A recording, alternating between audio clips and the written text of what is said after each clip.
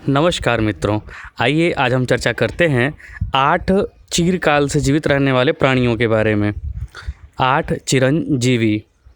उसमें सबसे पहले आते हैं वेदव्यास जी, फिर हनुमान जी, फिर विभीषण, महाबली यानी बलि जिन्हें राजा बलि जिन्हें कहा जाता था, कृपाचार्य, परशुराम, मार्कंडेय और अश्वत्थामा। इनके बारे में आज हम चर्चा करते हैं।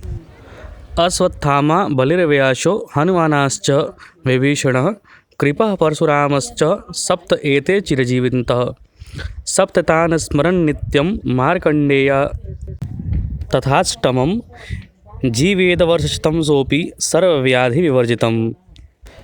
इस श्लोक की पहली 2 पंक्तियों के अनुसार अश्वत्थामा, बलि, व्यास, हनुमान, विभीषण, कृपाचार्य और परशुराम ये 7 चिरंजीवी हैं।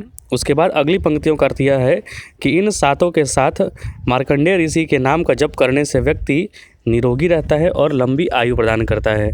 अर्थात आपको स्वास्थ्य से संबंधित कुछ ज़्यादा समस्याएं हो रही हैं या फिर मृत्यु का भय सताता हो आपको कोई भी कार्य करने जाएँ तो उसकी ये जो मंत्र है उसका आप उच्चारण करें या जप करें तो आपको इन सब से डर से मुक्ति मिलती है।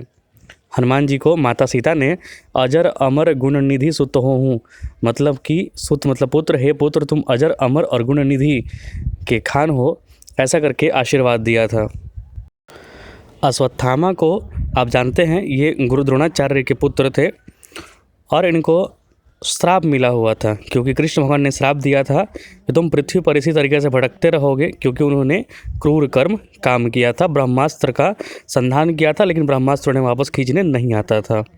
इस वजह से भगवान कृष्ण के शाप से वो आज भी भटकते हैं और माना जाता है कि अगले जो वेद व्यास होंगे वो यही होंगे, तब जाके इनको मुक्ति मिलेगी। उसके बाद राजा बलि, आप जानते हैं राजा बलि भक्त प्रहलाद के वंशज हैं। भगवान विष्णु के अवतार वामन देव ने इनका सब कुछ दान में मांग लिया था। इनकी दानशीलता से प्रसन्न होकर भगवान विष्णु इनके द्वारपाल हो गए थे और ऐसा ही माना जाता है कि साल में एक बार ये पाताल लोक में भगवान विष्णु मिलने जाते हैं राजा बलि से, तब जाके नया वर्ष मनाया जाता है। केरला में मनाया जाता है, इसके उपलक्ष्य में ही नया वर्ष। वेदव्यास के बारे में आप जानते हैं, इन्होंने ही चारों वेद ऋग्वेद, अथर्ववेद, सामवेद, अथर्ववेद संपादन किया था और साथ ही साथ इन्होंने महाभारत की भी रचना की थी। वेदव्यास के बारे में कहा जाता है कि ये ऋषि पाराशर और सत्यवती माता के पुत्र थे। सत्यवती माता ये वही हैं जो बाद में राजा शांतनु की पत्नी बनी और उन्हीं से पूरा वो जो वंश चला शांतनु का, जिसमें कि आप कृष्ण मतलब अर्जुन वगैरह का पढ़ते हैं, वो वही वंश से आते हैं लोग।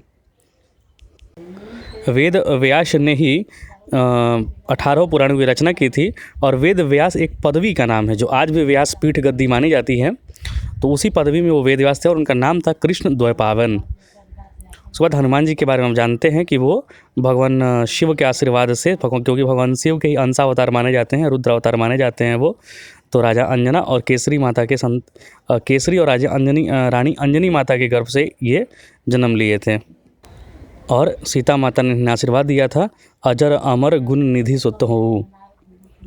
आप ये सारे हमारे चिरंजीवी हैं, इनके नाम स्मरण करने से, इनको हमेशा याद रखने से हमें आशीर्वाद मिलता है चिरकाल तक जीवित रहने का, स्वस्थ रहने का।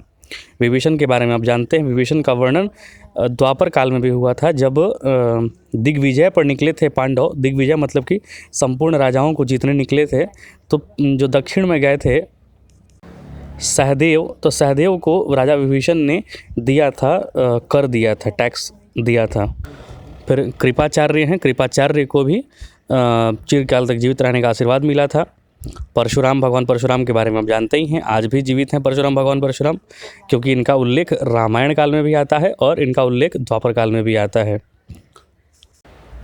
ऋषि मार्कंडेय को बहुत कम आयु प्राप्त थी, लेकिन भगवान शिव के आशीर्वाद से और जो महामृत्युंजय मंत्र जब पढ़ते हैं तो उनकी रचना भी इन्होंने ही की थी, मार्कंडेय पुराण ने, मार्कंडेय जी ने। इनकी एक पुराण भी है, मार्कंडेय पुराण, आप पढ़ सकते हैं वो। तो ये शिव जी के आशीर्वाद से चिरंजीवी हो गए थे क्योंकि इनकी अल्पायु थी। तो ये 8 लोग हैं, इनकी नामों का स्मरण करते हुए आप चिरंजीवी अपने आप को स्वस्थ रखने की परंपरा शुरुआत कर सकते हैं।